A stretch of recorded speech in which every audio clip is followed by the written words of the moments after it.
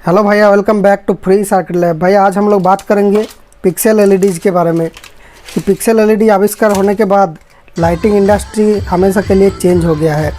इसमें इतना एफिशिएंटली इसको कंट्रोल किया जा सकता है कि एक ही डाटा पिन को यूज करते हुए 5000 10,000 एलईडीज़ भी आप लोग चला सकते हैं।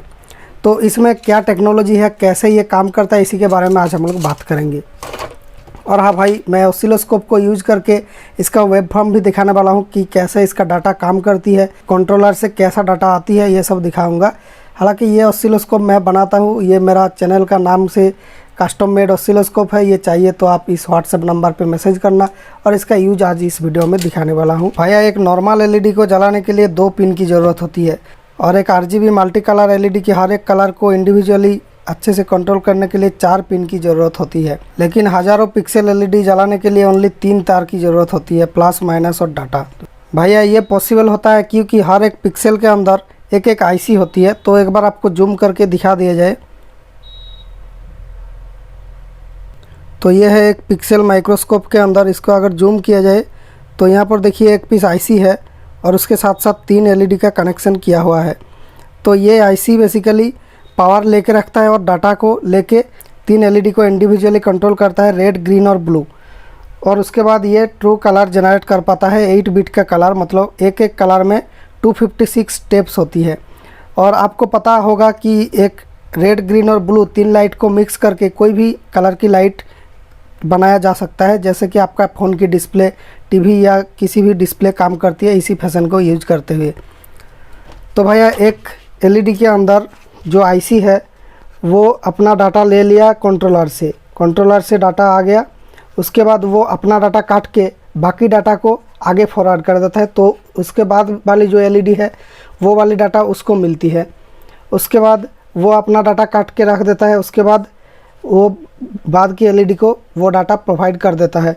तो इस तरह से पिक्सल LED का जो लिमिट है वो हट जाती है, मतलब कितना LED आप लोग एक चेन में लगा सकते हैं वो थियोरेटिकली इन्फिनिटी हो जाती है। तो भैया यहाँ पर काम कैसे होती है, 24 बिट की डाटा लिया जाता है। 24 बिट मतलब रेड की 8 बिट, ग्रीन की 8 बिट और ब्लू की 8 बिट। तो ये मिलके 24 बिट होती है।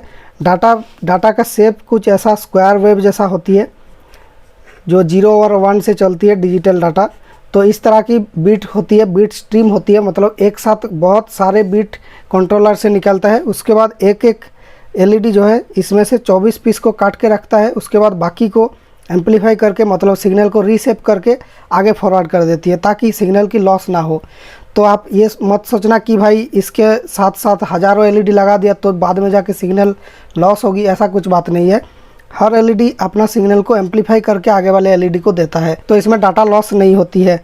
और यहाँ पर एक LED के बाद दूसरा LED का जो डिस्टेंस है उसके ऊपर ध्यान देना होता है। एक LED के बाद दूसरा LED का डिस्टेंस बहुत ज़्यादा है, माने कि इसके बाद 5-10 फीट का अलग तार आपने लगा दिया, उसके बाद एक पिक्सल है, तब वहाँ पर डाटा लॉस हो सकती है। इन सब IC का जो नाम है ये 2812 है, लेकिन जो 2811 वाला IC है उसके डाटा शीट मैं यहाँ पर दिखाने वाला हूँ, WS2811। ये जो 12 वोल्ट की पिक्सल है इसमें 2811 IC लगा हुआ है, जो है ये वाला IC CX2811। तो इसमें बेसिकली सिस्टम क्या है, ये 12 वोल्ट की पिक्सल है इसलिए 3 लाइट सीरीज में है। एक एक पिक्सल के अंदर, मानिए कि ये एक पिक्सल है तो 3 लाइट सीरीज है। उसके बाद एक कंट्रोलर IC है, तो इतना तक एक पिक्सल माना जाएगा। यहाँ पर भले ही 3 LED हो लेकिन एक पिक्सल माना जाएगा, क्योंकि 12 वोल्ट में ये चलती है तो 3 वोल्ट करके एक एक LED को मिलता है। तो यहाँ पर इसका डाटा शीट है। तो डाटा शीट के अनुसार ये इसका पिन आउट ये वाला है, जो आउट R, आउट G और आउट B है, ये 3 लाइट को कंट्रोल करने के लिए ये जो है माइनस प्रोवाइड करती है लाइट को। उसके बाद ग्राउंड और VDD है। और सेट वाली पिन है, ये स्पीड सेट करता है कि ये स्ट्रिप 400 किलोहर्ट्ज़ पे चलेगी या 800 किलोहर्ट्ज़ पे चलेगी, वो स्पीड सेट करती है, मतलब कि जो डाटा का स्पीड है वो सेट करती है ये वाली पिन। उसके बाद D in है डाटा इनपुट और D out है डाटा आउटपुट, मतलब ये जो है इनपुट और ये आउटपुट। और हाँ भैया, जो पिक्सल ऑफ होती है उसमें भी हमेशा पावर रहती है, उसको डाटा दे के ऑफ किया जाता है, मतलब इसका IC उसका LED को ऑफ रखती है लेकिन IC हमेशा चलती रहती है। भैया क्योंकि यहाँ पर 8 बिट होती है तो 8 बिट में 256 स्टेप हो सकती है, तो इसको 2 टू द पावर करना पड़ेगा। 2 को 8 बार मल्टीप्लाई करना पड़ेगा, 3 4 5 6 7 और 8, 256 इतना जो है आपको लेवल मिलता है एक ब्राइटनेस की। मतलब ब्लू की ब्राइटनेस की 256 लेवल मिलेगी, इसको ग्रीन को भी 256 लेवल मिलेगी और रेड को भी 256 लेवल की ब्राइटनेस मिलेगी। तो इसमें टोटल मिला के 16 मिलियन कलर जनरेट किया जा सकता है, जैसे कि आपका डिस्प्ले में होती है। 16 मिलियन अलग अलग कलर और ब्राइटनेस की कॉम्बिनेशन हो सकती है। वो 256 और 256 और 256 इनका जो कॉम्बिनेशन होता है, परमुटेशन कॉम्बिनेशन अगर करेंगे तो इतना ज़्यादा पीस आपको कलर की लेवल मिलेगी। भैया डाटा शीट के अनुसार जो 0 और 1 मैंने बोला जो डिजिटल डाटा होती है, तो नॉर्मल सेंस में हम लोग जो ऑन है उसको 1 मानते हैं और जो ऑफ है उसको 0 मानते हैं। लेकिन इससे क्या होगा, अगर आपका एलईडी को सही से डाटा नहीं मिल रहा है तो इसको सब 0 मिलेगा। डाटा की जो फॉल्स ट्रिगर है उसको प्रिवेंट करने के लिए यहाँ पर 0 और 1 दोनों को ही एक साइकिल से डिफाइन किया गया है। अगर आपका यहाँ पर कम टाइम के लिए सिग्नल ऑन रहता है, उसके बाद ज़्यादा टाइम के लिए ऑफ रहता है, तो इसको माना जाता है 0। जैसे कि यहाँ पर देखिए डाटा शीट में लिखा हुआ है 0 कोड। उसके बाद 1 किसको माना जाएगा, अगर ज़्यादा टाइम के लिए सिग्नल ऑन रहता है मतलब हाई रहता है, उसके बाद कम टाइम के लिए ऑफ रहता है, इसको 1 माना जाएगा। तो इस तरह से जो है इसको एक स्पेशल PWM डाटा से चलाया जाता है। 0-1 मतलब कि ओनली ऑन ऑफ नहीं है, ऑन ऑफ का ड्यूटी साइकिल भी यहाँ पर मैटर करता है, कितना टाइम के लिए ऑन था, कितना टाइम के लिए ऑफ था। और जो है एक रीसेट सिग्नल होता है, जो इस एक स्ट्रिप में अगर एक रीसेट सिग्नल चला गया तो ये स्ट्रिप में सारे एलईडी जो है ऑफ हो जाएगी, तो वो रीसेट सिग्नल है। इस तरह की एक ज़्यादा टाइम के लिए ऑफ वाला सिग्नल लगभग 50 माइक्रोसेकंड का। तो ये सब मैं दिखाऊंगा ऑसिलोस्कोप में। और हाँ, इसका सर्किट के बारे में बात कर लिया जाए कि कैसे एलईडियाँ कनेक्टेड रहती है, तो इसका 2 तरह की सिस्टम होती है। एक है 5 वोल्ट की सिस्टम, इसमें सिंगल एलईडी लगती है। आईसी के लिए एक रेजिस्टेंस दिया जाता है 100 ओहम की, और एक बाईपास कैपेसिटर, ये पावर लाइन को फिल्टर करने के लिए, ये रेजिस्टेंस प्रोटेक्शन के लिए आईसी का। तो यहाँ पर सिंगल एलईडी लगाया तो 5 वोल्ट में वर्क करेगी कंट्रोलर। अगर यहाँ पर 3 एलईडी सीरीज में लगाया गया है तब ये कंट्रोलर जो है 12 वोल्ट में वर्क करेगी। तो देखिए 12 वोल्ट के लिए 3 एलईडी को सीरीज में लगाया गया है आईसी के साथ। लेकिन भैया पिक्सल एलईडी में एक डिसएडवांटेज ये है कि यहाँ पर मानिए कि एक एलईडी बीच में ख़राब हो गई तो यहाँ पर डाटा को ये ट्रांसफ़र नहीं कर पा रहा है सही से, तो इस केस में बाकी के सारे एलईडी भी ऑफ हो जाएगी, या फिर जिस केस में था वही स्टेट में रह जाएगी। मानिए कि ये रेड जला हुआ था तो रेड ही जला हुआ रह जाएगी, बाकी एलईडी अपडेट होंगी, ये एलईडी काम नहीं करेंगी अब। तो इस केस को समाधान करने के लिए डबल डाटा पिक्सल नाम का एक पिक्सल आया है। इस पिक्सल का जो आईसी है उसके अंदर एक एक्स्ट्रा पिन दिया जाता है, वो इस एलईडी का डाटा जो है इसका पीछे का डाटा भी ये लेता है।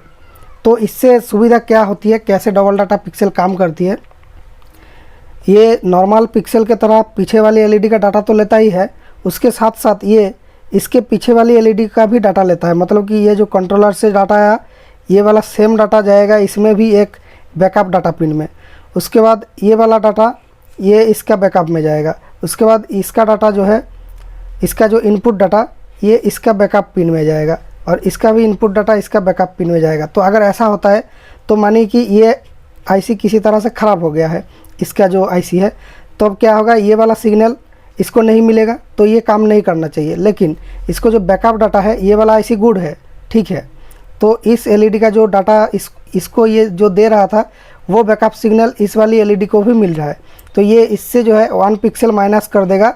उसके बाद इस डाटा को लेके ये काम करता रहेगा, क्योंकि इसका ओरिजिनल डाटा नहीं मिल रहा है, पीछे वाला एलईडी ख़राब है, लेकिन उसके पीछे वाला डाटा को ये लेके एक पीस पिक्सल को माइनस कर देगा अंदर से सॉफ्टवेयर से। उसके बाद जो है ये यहाँ पर बाकी डाटा को कंटिन्यू करेगा। तो इस तरह से डबल डाटा पिक्सल आने के बाद ये प्रॉब्लम ख़त्म हो गई है। और हाँ, डबल डाटा पिक्सल का आईसी नेम होता है WS2813 होता है, और जो ये वाला आईसी होता है ये 2811 होता है, और जो ये वाला पिक्सल होता है जो SMD वाला इसको बोलते हैं 2812। भैया ये है वीडियो की सबसे इंटरेस्टिंग पार्ट। यहाँ पर मैं इस ऑसिलोस्कोप के ज़रिए इस फ़ोन की डिस्प्ले में दिखाऊंगा कि इसके अंदर कैसा सिग्नल निकल रहा है, फिर जाके ये पिक्सल जल रहा है। तो ये मेरा क्लॉक कंट्रोलर है, ये भी मेरे पास मिलता है। इससे अच्छा घड़ियाँ बनाया जा सकता है, डिजिटल घड़ी पिक्सल एलईडी लगाकर। और भैया ये ऑसिलोस्कोप भी मिलता है, तो इसके लिए इस व्हाट्सएप नंबर पर कांटेक्ट करना। तो भैया ये फ़ोन के साथ ओटीजी से कनेक्ट हो सकता है, या फिर वाईफाई वाला पिको है तो वाईफाई से कनेक्ट होगा, लेकिन ये वायर्ड वाला है तो ओटीजी से मैं फ़ोन से कनेक्ट कर रहा हूँ। अब इसमें ये दोनों है एनालॉग इनपुट, लेकिन एनालॉग इनपुट में हम नहीं देंगे क्योंकि ये डिजिटल सिग्नल है और फ्रीक्वेंसी इसका हाई है, तो इसको मैं लॉजिक एनालाइजर इनपुट में दे रहा हूँ। यहाँ पर देखिए लॉजिक इन लिखा हुआ है, तो लॉजिक इनपुट में मैं तो देखिए यहाँ पर कंट्रोलर से कुछ डाटा हमें देखने को मिल रहा है यहाँ पर। तो कंट्रोलर से जो डाटा भेजा जा रहा है वो है ये वाला। तो इसका साइज़ देखिए, इसका स्पैन इतना बड़ा है, तो एक एलईडी छोड़ के उसके बाद में अगर डाटा को लेते हैं तो देखिए इसका जो स्पैन है वो कम हो गया है। मतलब यहाँ पर कुछ डाटा ये पहला वाला एलईडी काट के रखा है। 2 एलईडी को स्किप करते हैं तो देखिए डाटा का साइज़ फिर से और छोटा हो गया। 3 एलईडी स्किप किया तो देखिए डाटा का साइज़ और छोटा हो गया। मतलब कि जितना एलईडी है वो अपना डाटा काट के बाकी एलईडीज़ का डाटा को आगे पास करता है। तो इसी से आप पता चलता है कि यहाँ पर देखिए जो इनपुट हो रहा है वो वाला सिग्नल कितना स्पैन है इसका, और जो आउटपुट है जो लास्ट वाला एलईडी का डाटा वो है यहाँ पर इतना छोटा। और अगर सबसे आउटपुट का देखें तो यहाँ पर कोई भी डाटा नहीं आना चाहिए। हाँ सही है, सबसे लास्ट के आउटपुट में कोई डाटा नहीं है क्योंकि हमने 4 ही पिक्सल सेट किया इस बोर्ड के अंदर, तो 4 पिक्सल के लिए डाटा ये दे रहा है। तो एक डाटा का स्क्रीनशॉट ले लेते हैं, उसके बाद हम देखते हैं। तो यहाँ पर मैं एक पीस डाटा का स्क्रीनशॉट लेता हूँ, एक एलईडी का डाटा का। तो इसको मैं यहाँ पर सिंगल ट्रिगर दबा देता हूँ, तो देखिए अब ये स्क्रीनशॉट हो गया है। तो देखिए इस डाटा का शेप कुछ इस तरह की है। यहाँ पर कितना बीट है पहले ये गिन लेते हैं। 1 2 3 4 5 6 7 8 9 10 11 12 13 14 15 16 17 18 19 20 1 2 3 24 देखिए एग्जैक्टली 24 पीस यहाँ पर डाटा है।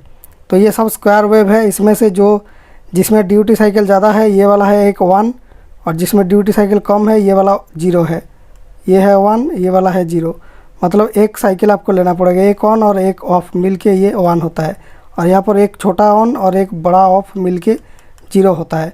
तो इस तरह से इसका डाटा काम करता है। तो अब हम लोग एक प्योर कलर सेट करते हैं, क्योंकि ये मिक्स्ड कलर था इसलिए इसका डाटा भी मिक्स्ड होगी। तो एक बार हम लोग प्योर कलर सेट करके देख लेते हैं। तो ये है घड़ी का कंट्रोल पेज, तो ये फ़ोन से कंट्रोल होता है। तो मैंने प्योर रेड करता हूँ इसको, देखिए प्योर रेड कर दिया। भैया ये है रेड के लिए सिंगल पिक्सल का डाटा। तो इसमें देखते हैं कि कहाँ पर 1 है। देखिए 2 साइड में 0 0 है जो स्मॉल ड्यूटी साइकिल वाला है स्मॉल पाल से, बीच में लार्ज पाल से, मतलब कि बीच में ये 1 1 है। तो यहाँ पर मैंने सेट किया था प्योर रेड और फुल ब्राइटनेस यहाँ पर। तो इसके वजह से हमें समझ में आ रहा है कि यहाँ पर रेड की डाटा बीच में है। बेसिकली ये जो डाटा सिग्नल है सीक्वेंस है ये GRB सिग्नल है। अगर ग्रीन को फुल ब्राइटनेस प्योर ग्रीन करता तो यहाँ पर ये वाला पार्ट 1 होती है। तो अगर मैं यहाँ पर रेड ग्रीन ब्लू तीनों सिग्नल को मिक्स करके कोई एक कलर बनाता, अगर वाइट बनाता तो क्या होता देखिए। तो यहाँ पर मैंने सब प्योर कलर वाइट कर दिया, प्योर और फुल ब्राइटनेस। अब देखिए वाइट में सारे कलर सेम ब्राइटनेस पे जल रही है। देखिए सबका ड्यूटी साइकिल सब सेम है और सबका हाई है ड्यूटी साइकिल। तो इस तरीके से मेरा ये ऑसिलोस्कोप की लॉजिक एनालाइजर फंक्शन आपको डिजिटल सिग्नल देखने में काफ़ी ज़्यादा मदद करेगा। हालांकि आप लोग एलईडी टीवी का सिग्नल भी शायद माप सकते हैं, मैंने चेक करके देखा नहीं, लेकिन आई होप कि ये वर्क करेगा एलईडी टीवी सिग्नल में भी। और काफ़ी कुछ जो डिजिटल सिग्नल होती है मोबाइल प्रोसेसर में, जो SCL SDA सिग्नल होती है सीरियल क्लॉक डाटा, और किसी भी USB वगैरह की सिग्नल को भी यहाँ पर देख सकते हैं, विजुअलाइज कर सकते हैं। तो भैया देखिए अगर मैंने इसको प्योर ग्रीन करता तो क्या होता, ग्रीन किया तो आप देखिए सबसे लेफ्ट वाली जो है ये 1 1 आ रहा है, मतलब कि ये GRB सिग्नल है। और ब्लू करता, अगर प्योर ब्लू कर देता तो क्या होता, ये देखिए एकदम राइट वाला ये 1 आ रहा है, मतलब कि ये GRB सिग्नल है, ये पता चल गया।